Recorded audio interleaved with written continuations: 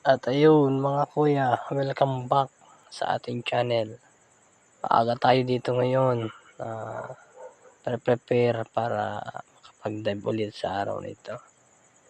Ayan, nakahanda na yung mga gamit namin. Tapos andyan na rin yung ibang kasama namin. Yan si Bro Reden tsaka si Master Rodel. Yan. Yung nagbabangka doon, kukunin nila yung bangka namin na doon sa laot. Nakakapit sa boya. Yan, prepare na para dito naman paalis na kami papunta sa spot. Yan, ito yung bangkero namin, si Kuya Onat.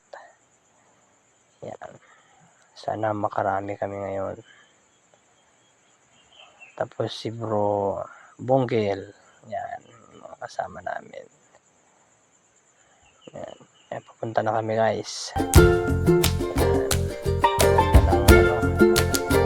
Sunrise. Sana makarami kami. Diyan lang kami sa malapit.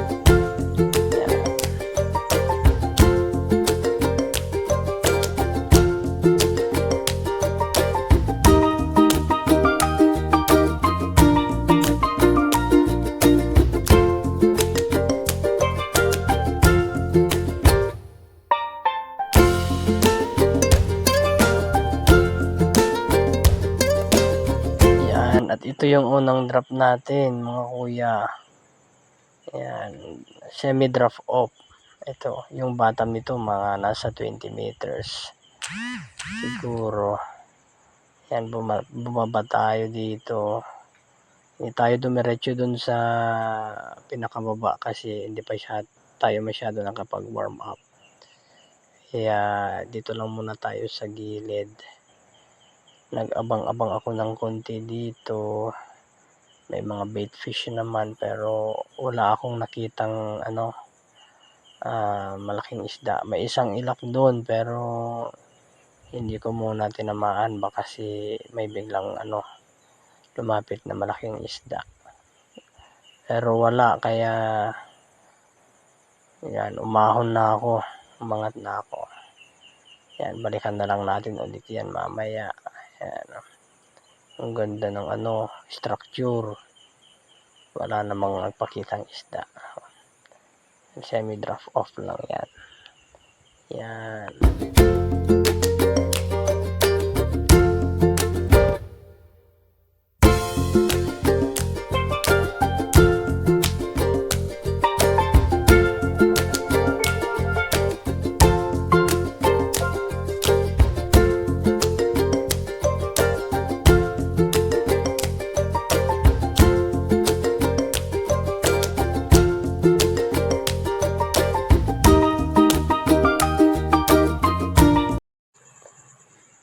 Second attempt natin guys, bumaba ulit tayo dito sa may crack na ito. Medyo hindi nakita yung ibaba, dahan-dahan tayong bumaba. Subukan kong tanawin dyan sa gilid kung may may GT. Minsan kasi pahingahan ng GT yan eh. Yan, tumigil muna tayo ng konti dito sa may ledge, tapos sumilip-silip tayo ganyan banda dyan. May mga isda naman dyan, may mga unicorn dyan sa baba, pero yun nga, nag-aabang tayo ng medyo laki pero wala. Yan, wala pa rin nagpapakita. Good size sana yung mga unicorn dyan eh, pero wala, bumaba tayo dun sa may silong. Yan, may nakita tayo kasi paahon na unicorn, tinamaan ko pero nakawala, sayang. Ano ba yan, angat na tayo, medyo matagal na tayo sa ilalim kaya umangat na tayo. Huwag pilitin kung wala.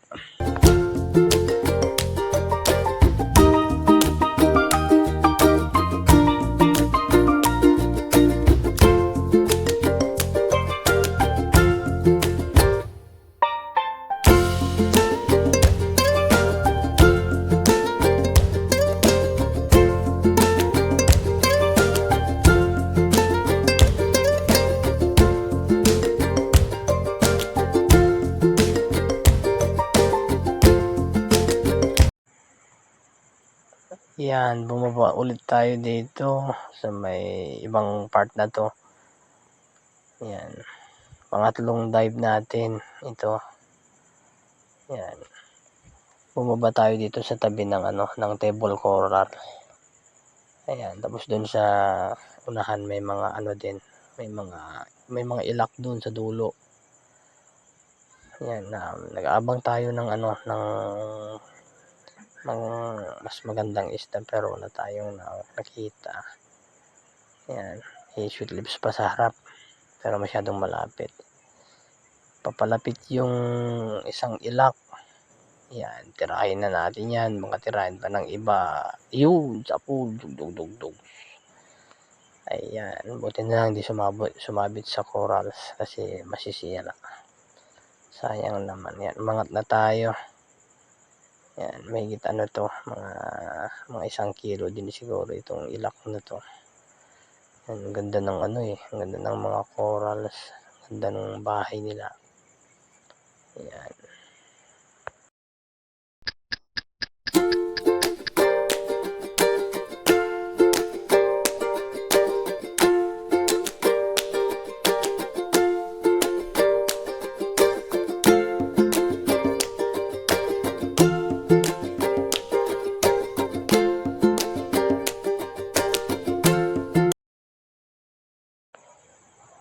Dito sa part na to guys, sumakay tayo sa bangka kasi malakas yung agos.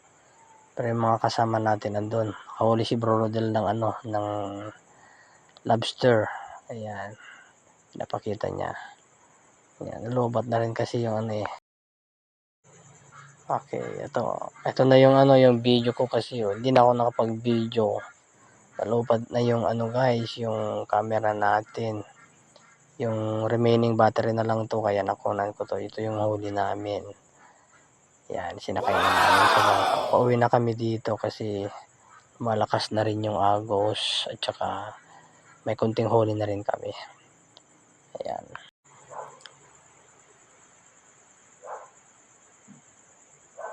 At ayan, andito na kami, nakadaong na kami.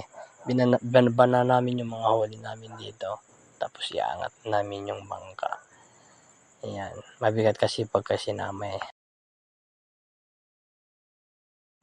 Ayan, dito na kami kina Brodel dito sa part na to. Tapos andun na yung buyer namin, si Boss Gigi.